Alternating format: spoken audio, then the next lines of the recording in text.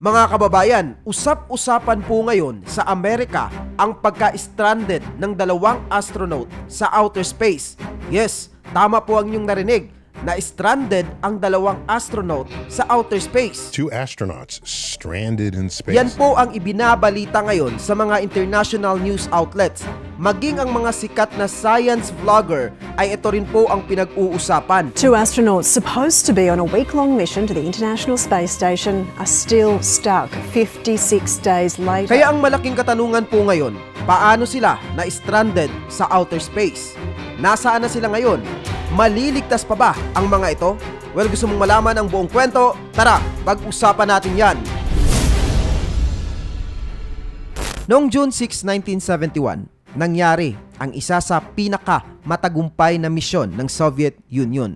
At ang kanilang misyon noon ay gumawa ng record ng kauna-unahang tao na manatili sa space station. At ang kumasa nga po sa hamon ay walang iba kundi ang tatlong cosmonaut na ito. Sila ay sumakay sa Soyuz 11 papunta sa Salyut 1. Ang Salyut 1 ay ang tinaguriang kauna-unahang space station na inilunsad sa kalawakan. Ito ay gawa ng Soviet Union. Well, ang pinaka-purpose po kung bakit ginawa ng Soviet Union ang Salyut 1 ay dahil unang-una, ito ay magsisilbing orbit laboratory. Pangalawa, ito ang magiging lugar para sa obserbasyon at pag-aaral sa kalawakan. Dahil syempre, mas malapit na ito sa outer space. Kumpara po sa space station ngayon ng Amerika, maliit lamang itong Salyut 1 ng Soviet Union noon. Meron lamang siyang haba na 20 meters at 4 meters na lapad. So parang isang malaking bahay lamang. Malaki at mahabang bahay na mayroong napakakitid na espasyo. On the other hand naman, etong space station ngayon ng Amerika ay sobrang napakalaki po. Kasing laki ito halos ng isang American football field. So kung ang dimension po ng Salyut 1 ay nasa 20 meters by 4 meters, eto pong space station ng Amerika ay nasa around 108 meters by 108 meters. So sobrang layo po ng comparison. Kahit maliit lamang itong Salyut 1, hindi pa rin po mabubura sa record na ito ang kauna-unahang space station na ginawa ng tao. At ito ay gawa po ng Soviet Union. Ang Salyut 1 po ay binubuo ng tatlong section. Una ay ang working area. Dito po nagaganap ang mga eksperimento at mga obserbasyon sa outer space noon. Pangalawa ay ang living area. Dito po tumatambay, kumakain o nagpapahinga ang mga astronaut. At pangatlo ay ang docking ports. Dito naman dumidikit ang mga spacecraft na pumupunta sa outer space at gustong tumambay sa space station noon na Salyut 1.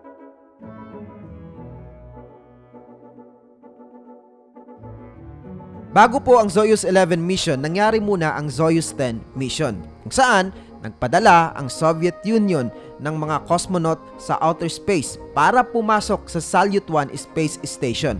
Pero sila ay nabigo sa mission na yon, as in hindi sila nakapasok sa space station dahil sa mga technical difficulties. Ang katotohanan po niyan, matagumpay na nakapag-dock ang mga crew member ng Soyuz 10 sa Salyut 1. Yun nga lang ang problema, hindi po talaga sila nakadikit rito.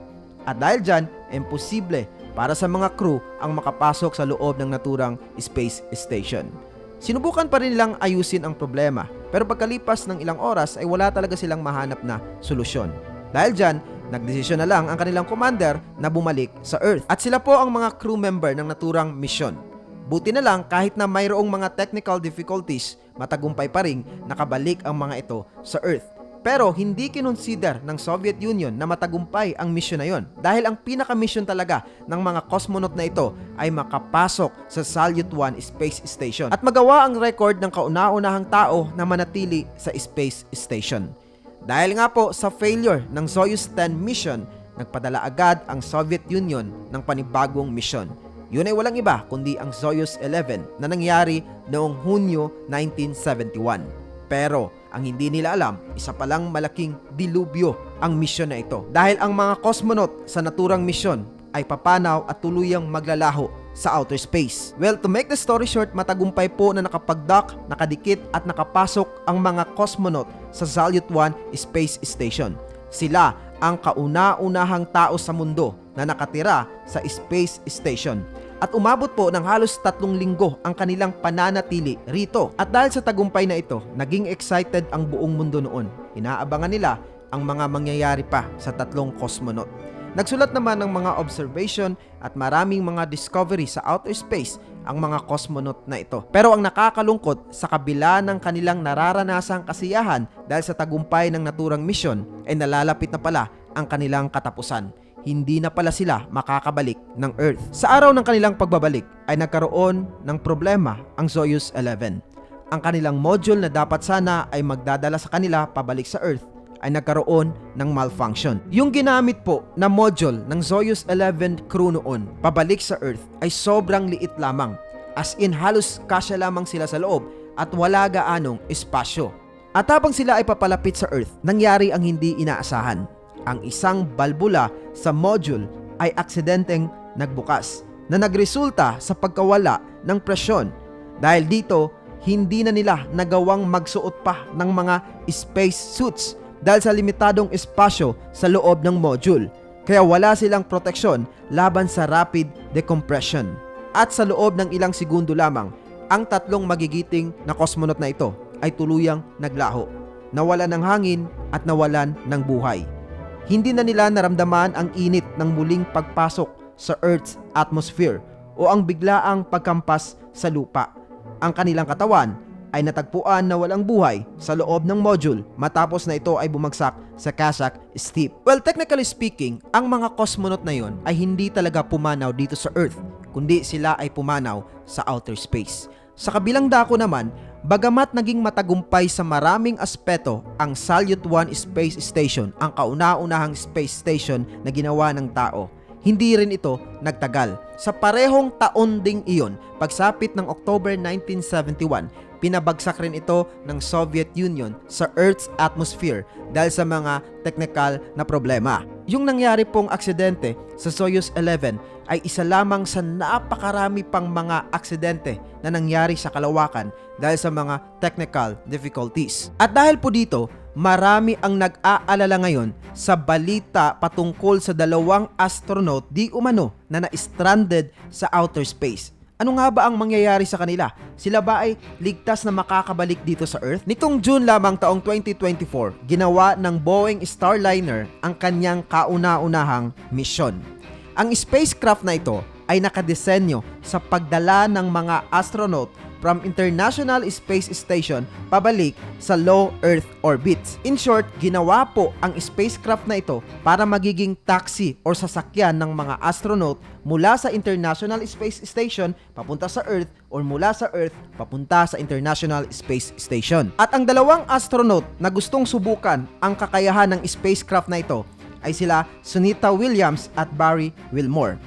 Si Sunita Williams ay hindi na bago sa pagpunta sa International Space Station. Katunayan nga, noong September 2006 ay nakapunta na siya rito at matagumpay na nakabalik noong June 2007.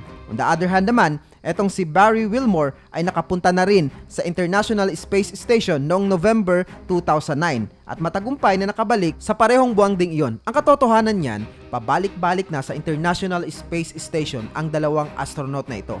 Dahil yung mga misyon na binanggit ko kanina ay nasundan pa ng iba pang misyon papunta sa International Space Station. At sila naman ay ligtas na nakakabalik. Pero ngayon nga ay nagkaroon ng problema. Ayon sa ulat, habang sila ay papalapit na sa International Space Station at handa ng mag-dock, biglang nagkaroon ng malfunction ang kanilang sinasakyan na Boeing Starliner. Talagang muntik nang madisgrasya ang 2 astronaut na ito habang sila ay papalapit sa International Space Station. Dahil yung 5 sa kanilang mga control system ay biglang nagkaroon ng problema. Take note po ito ay control system ng naturang spacecraft at hindi lamang isa ang nagmalfunction kundi 5 ang nag-offline. Talagang nakakakaba po ito dahil kung tuluyang mag-offline ang mga control system na yon, ay mahihirapan na silang makapag-dock sa International Space Station at tuluyan na silang maliligaw sa outer space. Buti na lang talaga nangyari po ang milagro. Out of that 5 control system na nag-offline, bumalik ang 4 at isa na lang ang nag-malfunction. At dahil po dito, matagumpay na nakapag-dock at nakapasok ang 2 astronaut sa loob ng International Space Station. Bagamat naligtas ang kanilang buhay sa posibleng nangyaring aksidente, ay mayroon pa silang napakalaking problema. Ang problema nila ngayon ay wala na silang sasakyan pabalik sa Earth. Yung mission na yun ay dapat 8 days lamang na matatapos. Pero ito ay mukhang aabutin pa ng next year dahil ang dalawang astronaut na ito ay mag-aantay pa ngayon sa International Space Station kung sino ang magliligtas sa kanila mula dito sa Earth, kung sino ang magbabalik sa kanila papunta dito sa Earth. Dahil yung kanilang sinasakyan na Boeing Starliner ay hindi na po maaasahan.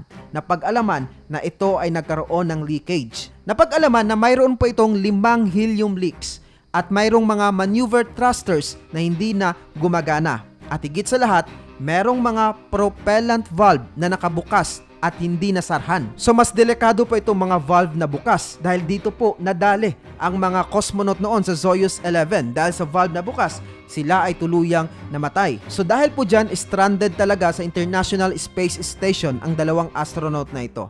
Ang malaking katanungan, ano yung kakainin nila doon? Paano sila makakasurvive? Well, marami naman pong rasyon at marami pong stock na pagkain sa International Space Station dahil meron pong mga nagdadala na astronaut ng mga pagkain doon. Katulad na lang ni Barry Wilmore na isa sa mga kasama ngayon na na-stock ay nagkaroon din ng mission noong 2009 na maghatid ng mga supply sa International Space Station. Katunayan nga, siya ay lumipad ng November 16, 2009 at nakabalik agad ng November 27, 2009. So kasama sa kanyang mga dinala noon ay mga kagamitan para sa ISS at higit sa lahat, pagkain para sa mga astronaut na nagme-maintain ng International Space Station. Kaya walang problema po sa pagkain doon sa itaas. So ang pinoproblema po talaga ngayon ng mga scientist at pinoproblema din ng NASA ay kung papaano makabalik ng ligtas ang dalawang astronaut na ito na na-stranded sa loob ng ISS dahil imposible na or masyado ng delikado na muli nilang sasakyan ang Boeing Starliner pabalik sa Earth dahil sa mga malfunction nito. As of the moment of making this video, sinusubukan pa na i-check at ayusin ang Boeing Starliner. Pero kung ito ay hindi na talaga gagana, ang SpaceX Crew Dragon na ang sasakyan ng mga astronaut na ito pabalik dito sa Earth. At yun po ang plano ng NASA para iligtas ang dalawang stranded na mga astronaut na ito. Dahil ang SpaceX Crew Dragon ay mayroong kakayahang magsakay ng up to 4 na astronaut. Sa inyo pong palagay, maliligtas kaya ng SpaceX ang dalawang stranded na astronaut na ito? #yes or #no? Please comment down below. Para sa marami pang konspirasiya at kaalaman, patuloy lamang na tumutok dito. Ako po si Evad PUP. Mabuhay ang bansang Pilipinas. Peace out! Boom!